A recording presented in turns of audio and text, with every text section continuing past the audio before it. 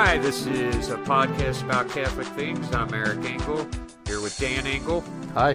Doing something a little bit different this week. We're gonna talk a little bit about the scandal coming out of Philadelphia. Yeah, Pennsylvania grand jury report. Actually, Philadelphia isn't even included in that, is it? I'm trying to remember which diocese it was, but okay, but there was a grand jury investigation into aspects of the abuse of, in many cases, minors. But I would say that the scope has grown to where you can simply refer to it as a case of sexual depravity on the part of priests, abusing their power of priesthood to, against who should be their sheep that they're, the shepherds of. And the degree to which this extends not only to the priests, but even to the bishops, to the abuses that priests themselves have suffered at seminaries, at the hands of, I think, bishops, one bishop in particular who wasn't in Pennsylvania, but it's kind of like a 1-2 that came and hit. So we had these allegations come out about Cardinal McCarrick. Also the bigger one. Right, and then kind of on the heels of that developing, we had this release of the grand jury report that showed kind of how deeply this depravity had infected the church. And that's just one state. Yeah, that's one state. And here's the thing, we see evidence of this having gone on not just in the United States either, but in other countries. Yeah, there was that thing in Ireland, and there was another Chile, country, I can't remember. Okay. So, there's a lot going on. So if you got kids with you, we should. Because I know how many kids love listening to our podcast and how engrossed they are into it. So if this kind of subject matter isn't something you want to talk to them about, or when they ask questions, so here's your warning, because I don't know. Yeah, we're going to talk about the recent revelations concerning the ongoing abuse crisis. I don't use a lot of euphemisms. No. And if you like euphemisms, maybe you better turn it off anyway. Because we will speak I frankly. just don't use them all. Yeah.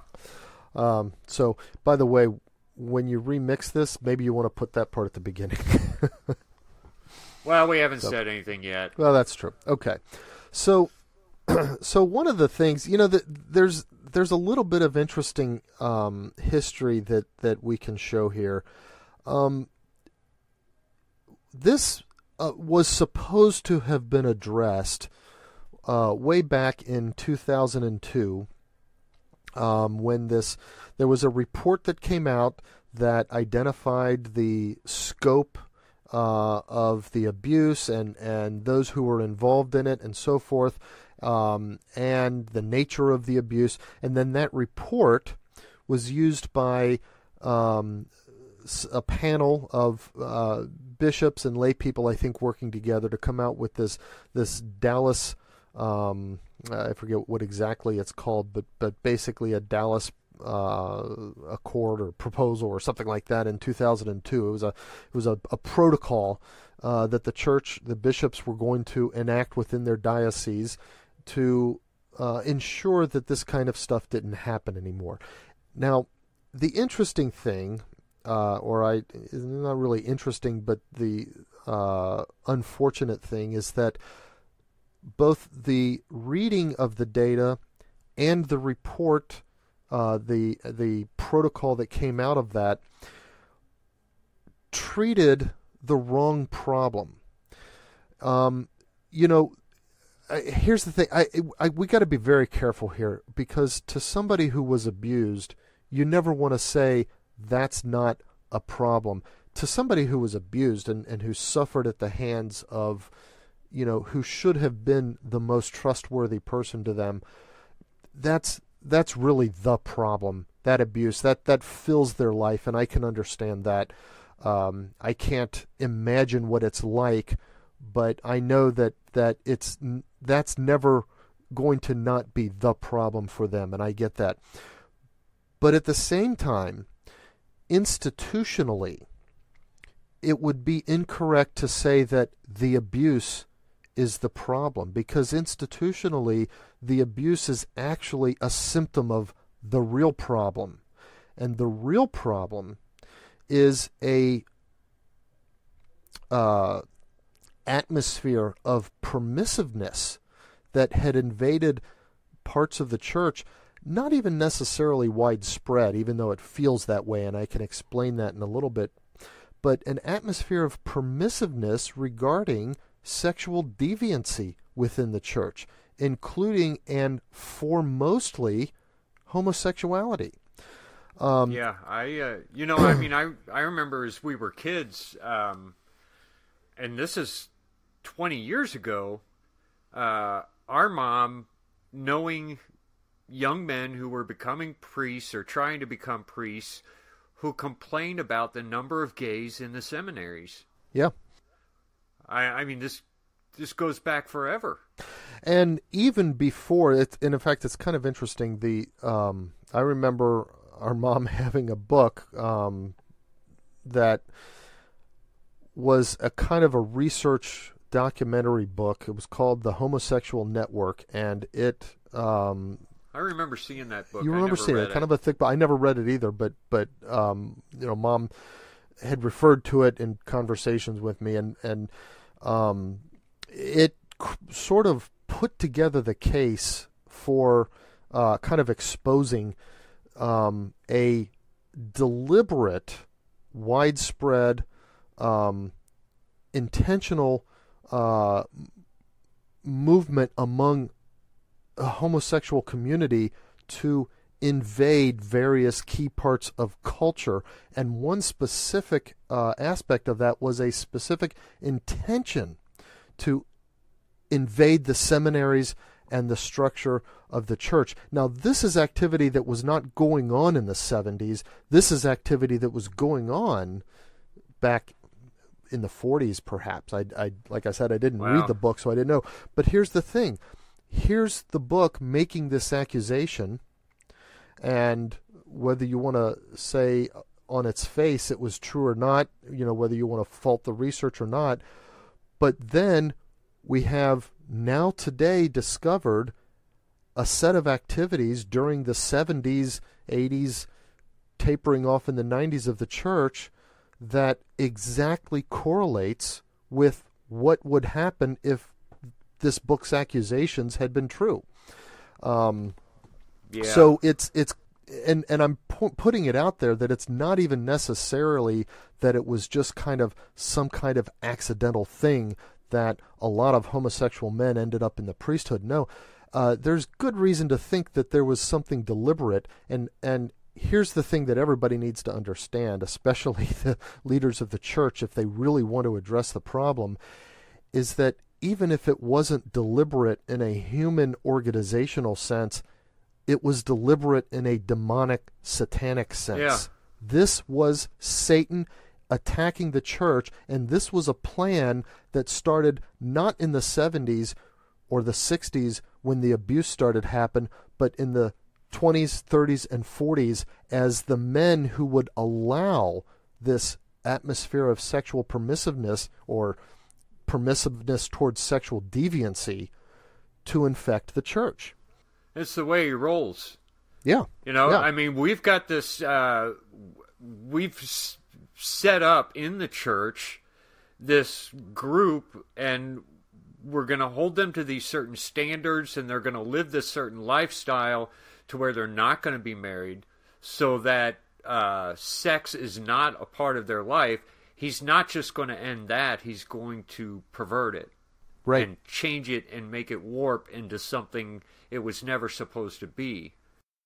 Yeah, and look at what he accomplishes. Then he mars the body of Christ, attacking it through these acts.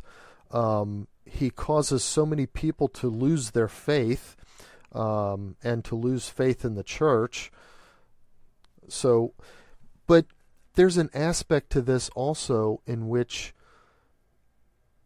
while the church leaders themselves obviously share the brunt of responsibility for this by allowing this spirit of permissivity in the church, by not holding fast to this idea that men who enter the priesthood have to be above all else holy.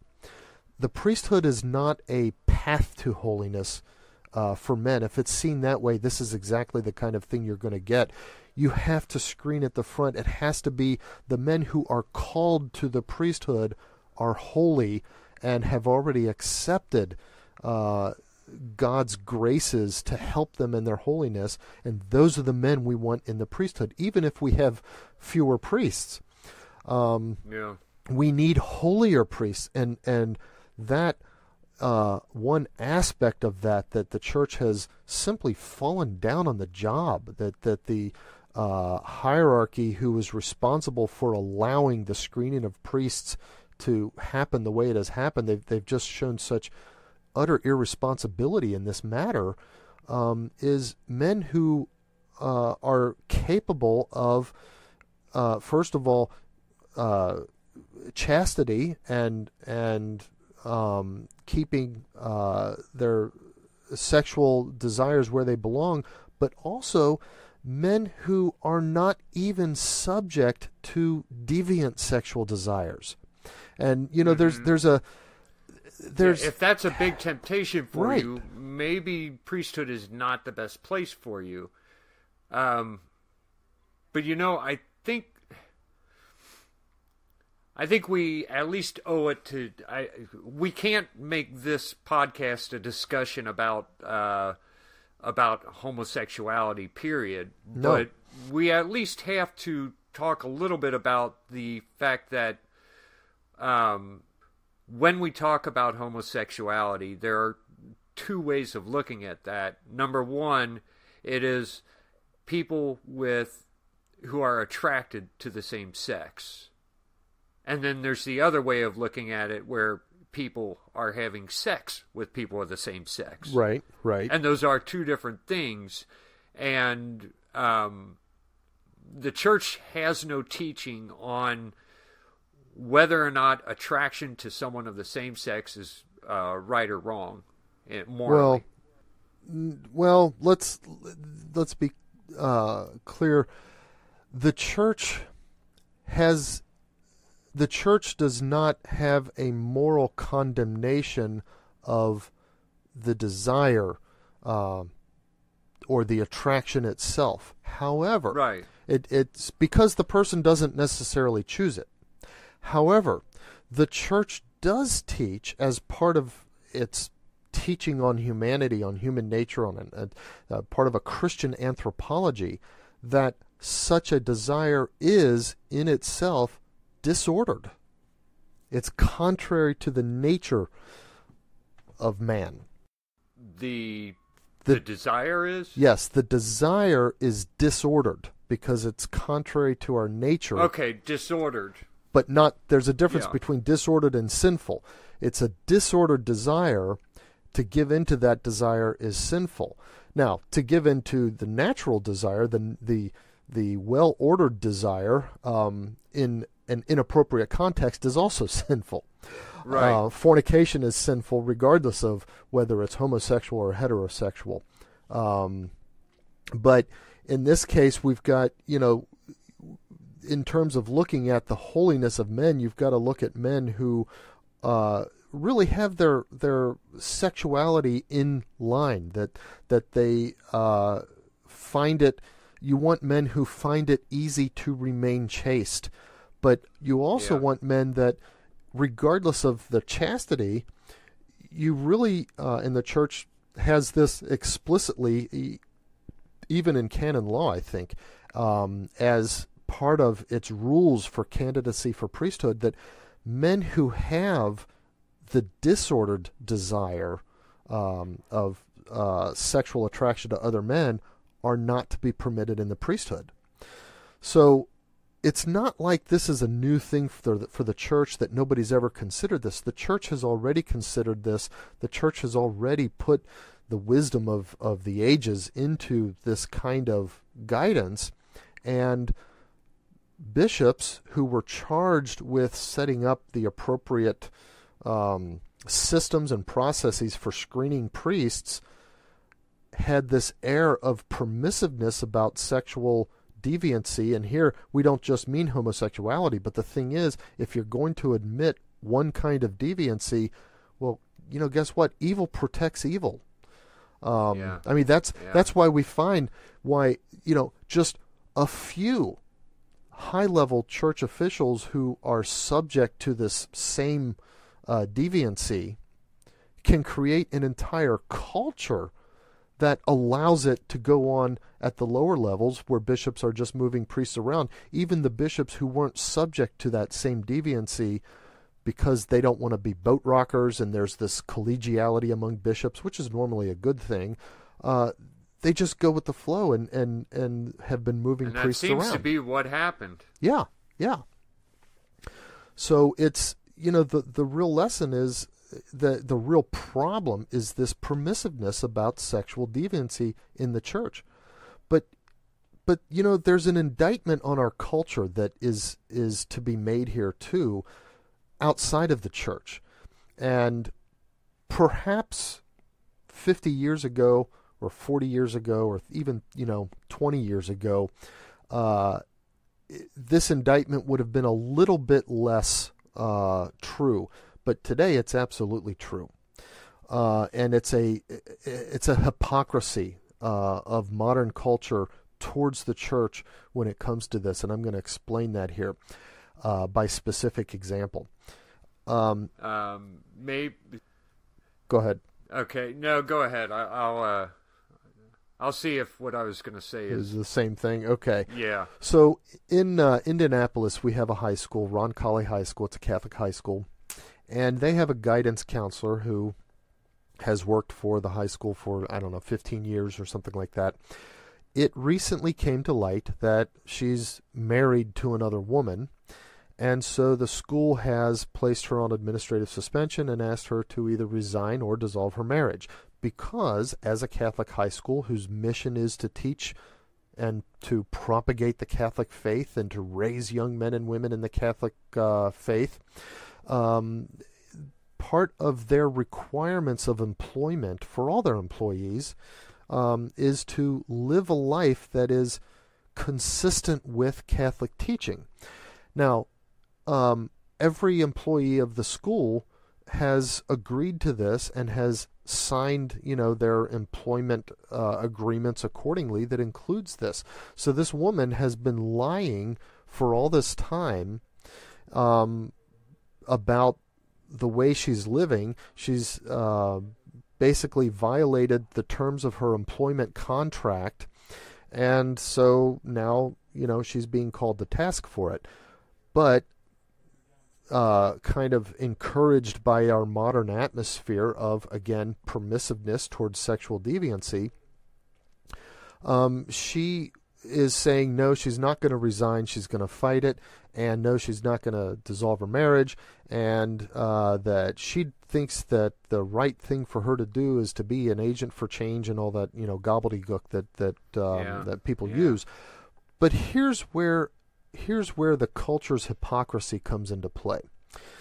Our culture is, the general groundswell of responsiveness to this locally is of support for this teacher. The only people who are not supporting the teacher generally, and this isn't to a person, but generally are, Catholics themselves, the administrators and so forth. Even the student body is trying to come out in support of this teacher. So here you have a case where the culture is saying to the church, this activity, this abuse that's been going on is unacceptable, and you have to address it. You have to make this problem go away and address the root cause and get rid of the possibility of this. Well, guess what? To get rid of the possibility of this, we have to clamp down on this permissiveness towards sexual deviancy. But that very same culture that's calling the church to task and saying that you have to clamp down on this is at the same time saying you can't clamp down on this. You can't have people who are sexual deviants barred from teaching in your schools and working in your other ministries. So you see, there's a real hypocrisy within our culture towards the church regarding this. It would be one thing if the culture treated the church harshly and then supported all of the church's efforts to hold the line on this. But they're not. They want to have it both ways.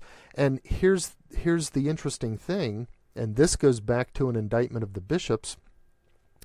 Remember that 2002 protocol that I talked about and the report on the scope and nature of the abuse that led to that protocol, and that's where I pointed out they were handling the wrong problem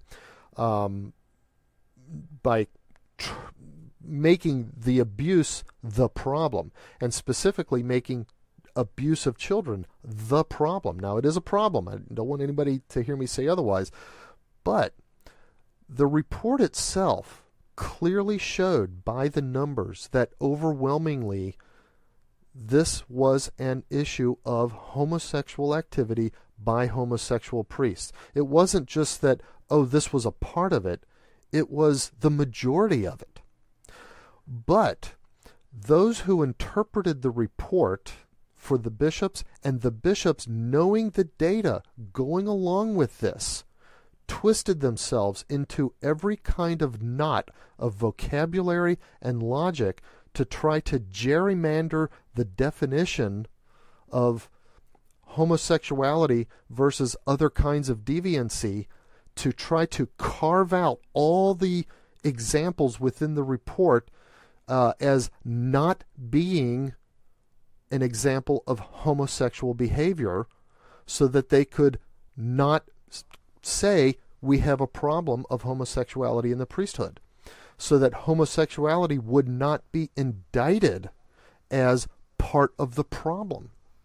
This was in the 2002 report that they did this. That's kind of how, when you hear it talked about, a lot of times what you're talking about is a priest and a post-pubescent boy, and or a pubescent it's being boy. called Right. pedophilia, Which it isn't, and it's not, because pedophilia is a sexual act between an adult and a prepubescent person. right? And I think the majority of these things were not that. No, they weren't.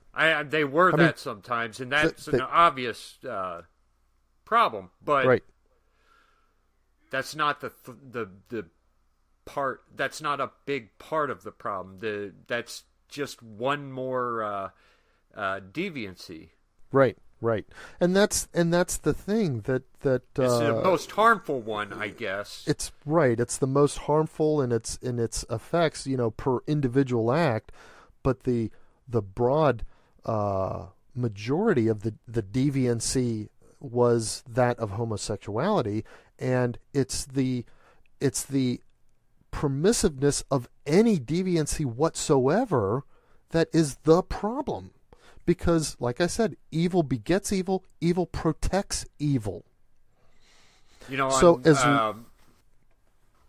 during I was listening to the I listened to the radio all day, and on some of the shows they're talking about this report, and then of course they start talking about this thing in Indianapolis, and his big thing is, well, you've got a bunch of priests who are molesting boys or young kids, trying to tell this gay couple that they can't be gay. And so why is the church so hard on this gay couple and not hard on these pedophiles? And it just kind of the way he talked about it, I kept thinking, I don't understand. So is the church, since the church didn't handle this right, or at least the bishops didn't handle this right, from now on, should they not point out evil or not point out violations like this and just make it more permissive now? Is that the solution? Right. That's because that can never work. That's the hypocrisy of our culture. And you know, if we don't get rid of that permissiveness throughout, including our ministries, schools, elderly care, and so forth, if we don't hold the line on deviancy throughout all of the church's ministries, there are just going to be other examples of other kinds of abuses that keep coming up. There will be recurrences again and again. The only way to address it is to insist on holiness. Now, the degree of holiness that you insist on obviously is related to the kind of connection to the church's work that somebody is in. A priest has to be held to a higher standard of personal holiness than maybe a teacher, but nonetheless, we have to get rid of this atmosphere of permissiveness when it comes to sexual deviancy. And this cultural hypocrisy is not just something that we see towards the church. I was in a movie theater watching a movie some years ago. There was this movie that came out, Bad Grandpa. And I've never seen it, but the previews for it were being shown before a movie that I was seeing.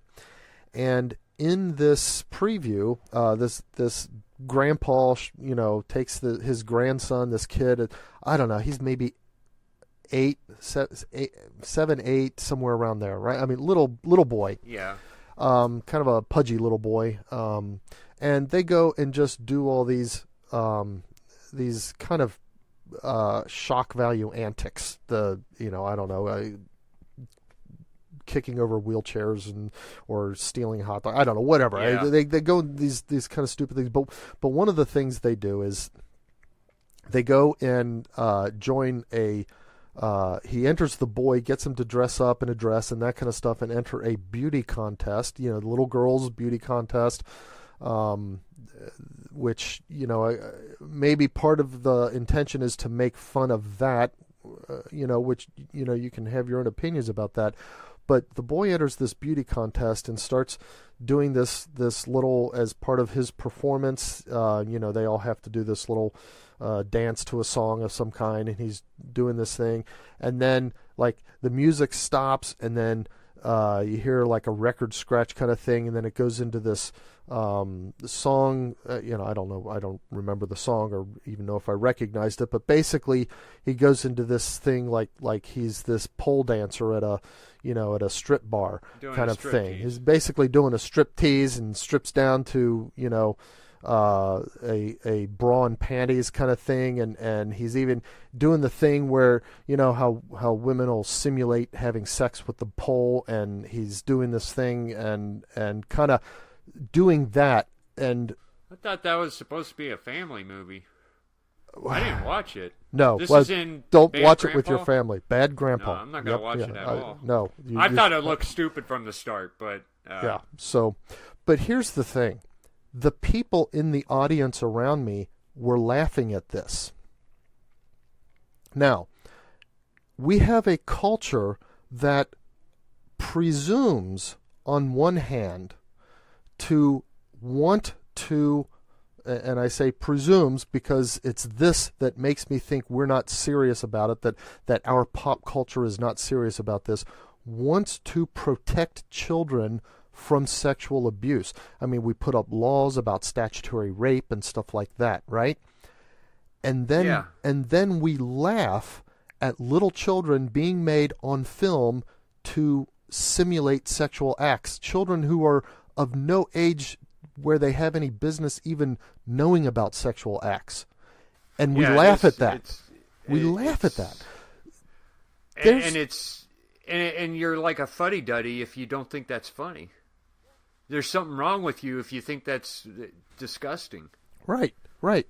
That's the hypocrisy of our modern popular culture. That's the hypocrisy that is also on the one hand saying to the church, hey, shame on you for letting this happen. Hey, shaming on you for not letting this happen. You know? Yeah, they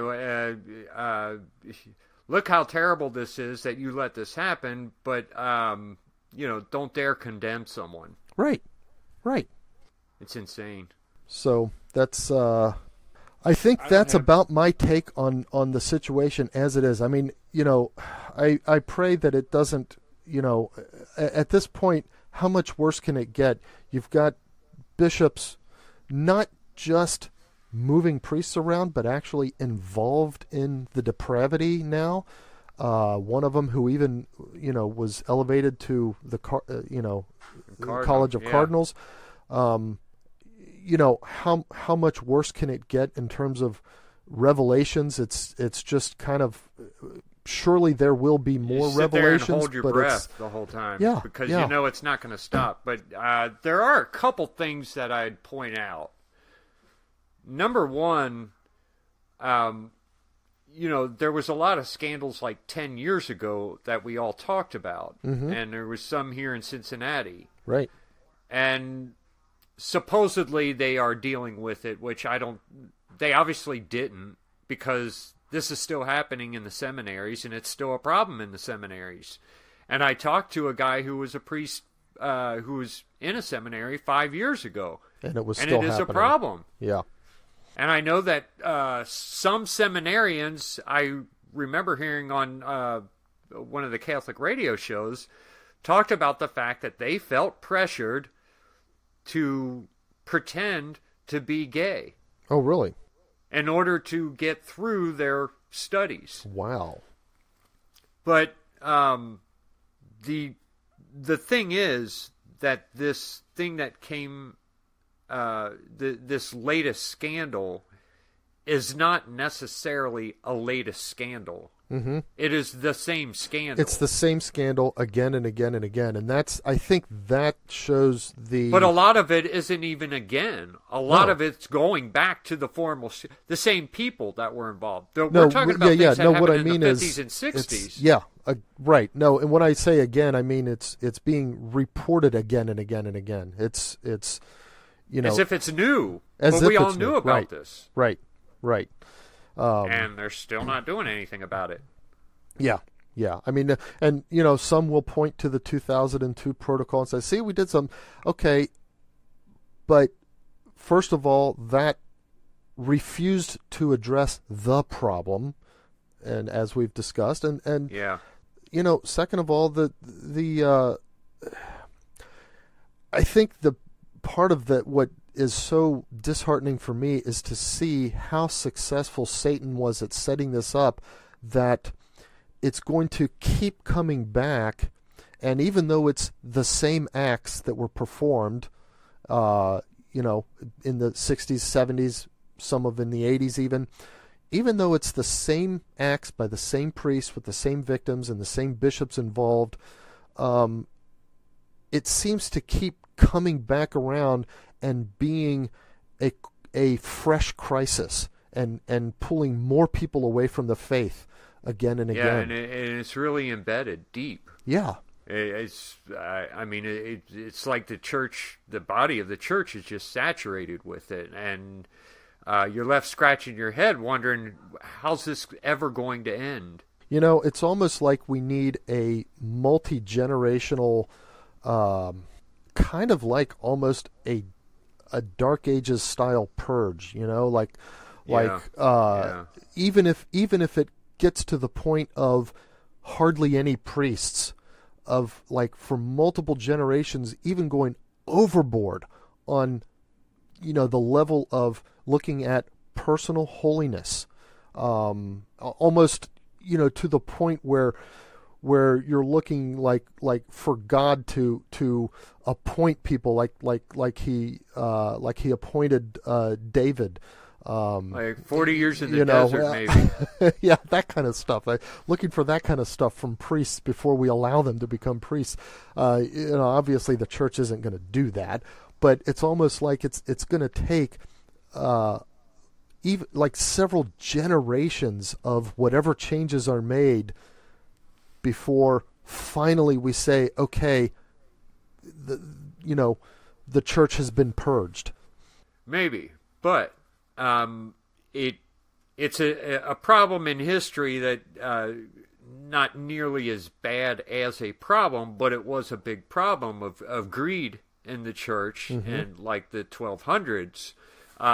There was a serious problem. We had popes who were just who were nothing more than military generals, right?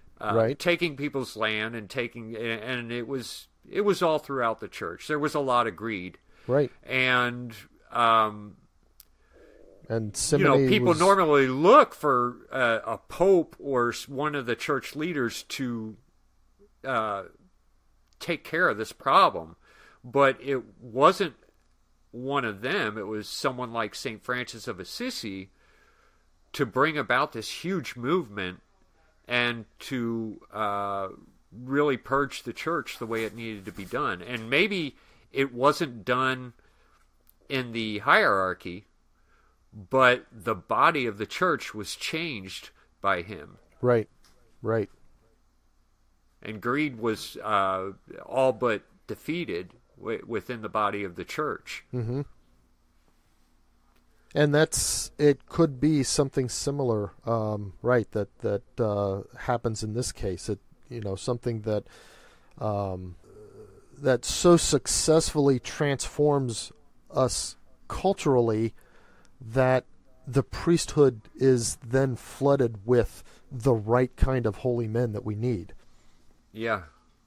I mean, it's just, but there's nothing we could do except pray, and in our own little world, and the people we interact with, just try to live a holy life. That's, other than in expressing our opinions, there's not a whole lot we can do about it as the body of the church, except to do God's will every day in our life. Right.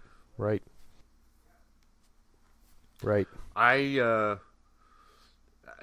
not going to do a current events because this that kind of was our current event, right? Yeah. And there's not much funny about it. So no, this was a serious topic. But think about what we said, and this is a podcast about Catholic things at APACT.us, and we hope to see you next week. Thanks for listening.